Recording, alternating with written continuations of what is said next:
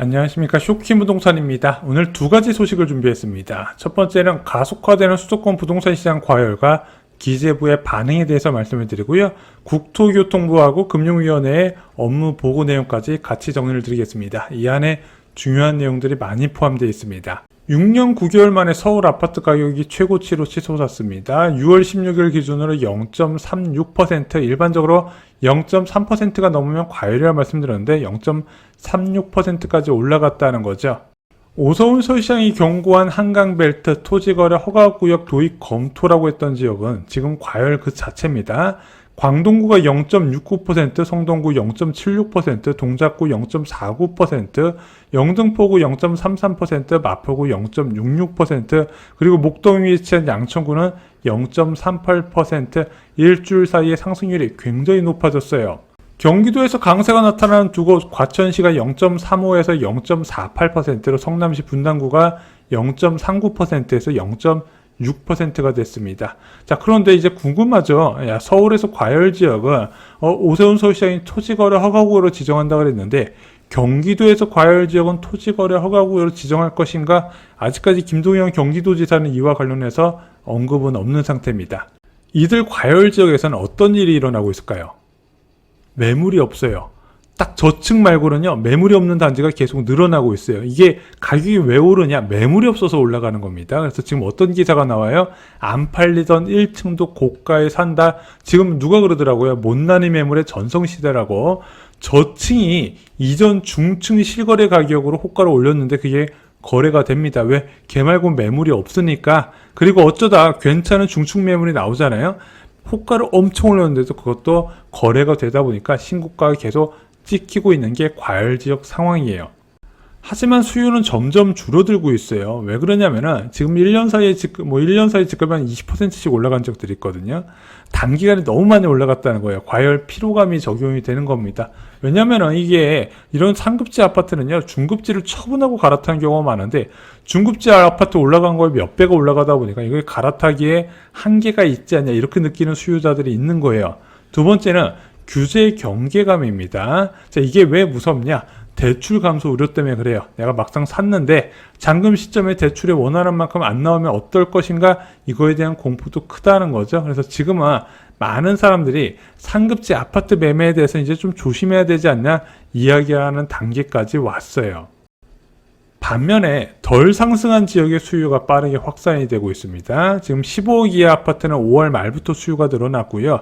지금 이제 지난주부터는 이제 9억 이하 아파트의 수요가 늘어난다는 이야기가 계속 나오고 있습니다. 자, 그래서 상급지, 중급지, 하급지로 계속해서 이 수요 증가가 퍼져 나갈 거예요. 언제까지? 부동산 대책이 나올 때까지 또는 외부의 충격이 있어서 시장 금리가 급등하기 전까지는 계속 이런 현상이 될 거다. 저는 이렇게 보고 있습니다. 솔직히 정부가 너무 조용하죠. 자, 왜 0.36%가 6년 만에 최고 상승률이었겠습니까? 보통 0.3%가 넘어가면 대책이 나왔기 때문에 0.36%가 6년 만에 최고 상승률인 거예요. 자, 근데 지금 이제 언론 기사가 이제 어떻게 나온다? 부동산 급등기, 이재명 대통령의 침묵, 주담대에 쏠리는 눈. 다른 기사도 볼게요. 서울 아파트값 6년 9개월 만에 최고, 단기 수요 억제 대책 내놔야. 근데 지금 이재명 정부는요, 금감원의 은행 소집 외에는 따로 대응을 하고 있지 않아요. 부동산 대책을 주도하는 기재부 수장의 생각은 어떨까요? 이영일 기획재정부 장관 직무대행이요, MBC 라디오 김종배의 시선 집중에 출연을 해서 서울 수도권 중심으로 부동산 시장이 굉장히 엄중하다고 이야기를 하면서 관계부처나 전문가와 시장 상황을 면밀히 검토 분석 중이라고 답변을 했어요. 그랬더니 당연히 이런 질문이 나오죠. 아니, 지금 검토나 분석할 단계가 아니라 당장 부동산 대책 내놓을 단계 아니냐 이렇게 물어봤더니 네, 최대한 신중하게 지금 보고 있다고 답변을 했습니다. 그래서 당장 무엇인가 나올 것처럼 뉘앙스는 들리지는 않았어요.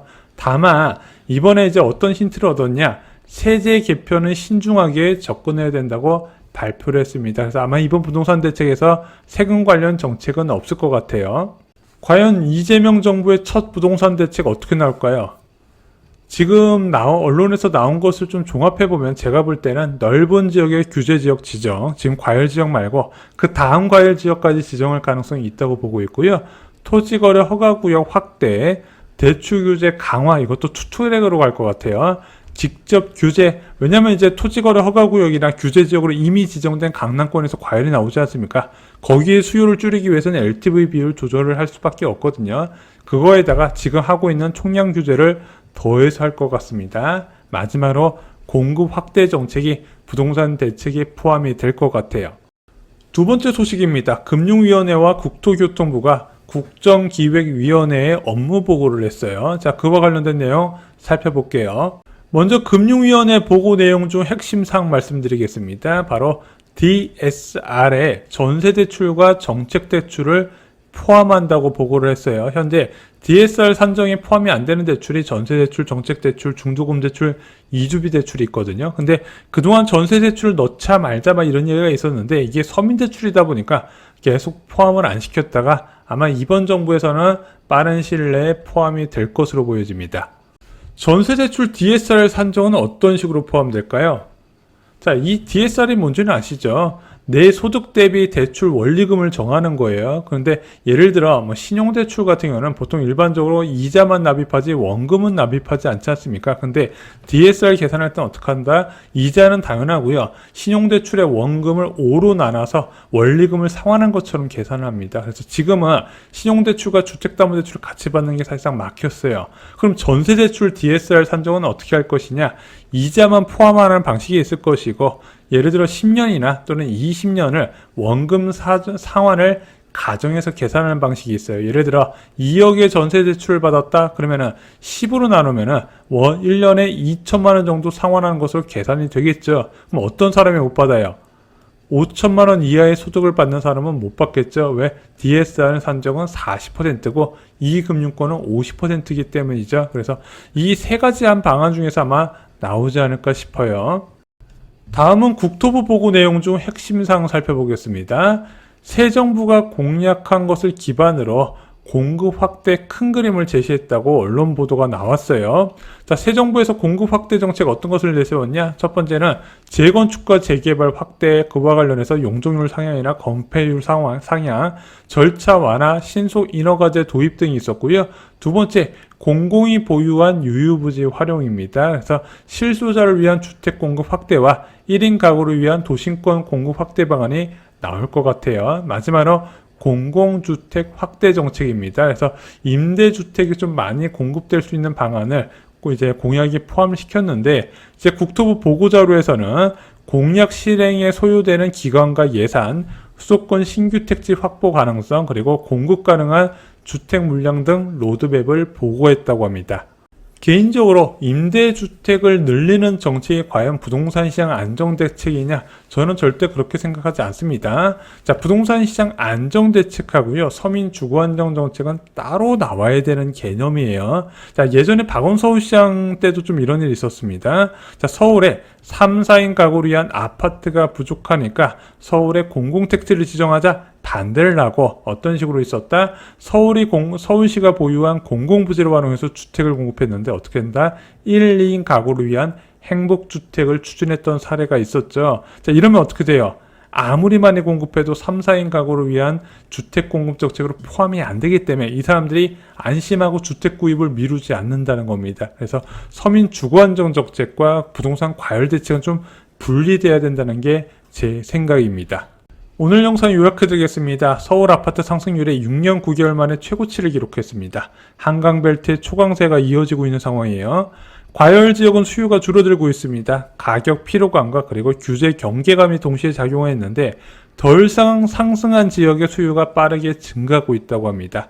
자, 기재부 장관 대행은 이러한 상황에 대해서 최대한 진중하게 보고 있다고 발표를 했고요. 당장 무엇인가 대책이 임박한 것처럼 뉘앙스는 보이지 않았습니다. 국정기획위원회 업무보고에서 금융위원회는 전세대출과 정책대출의 DSR 적용 가능성을, 국토부는 공급 확대 로드맵을 제시를 했습니다. 오늘 준비한 소식은 여기까지입니다. 오늘 영상 도움이 되셨나요? 도움이 되셨다면 구독과 좋아요 부탁드립니다. 감사합니다.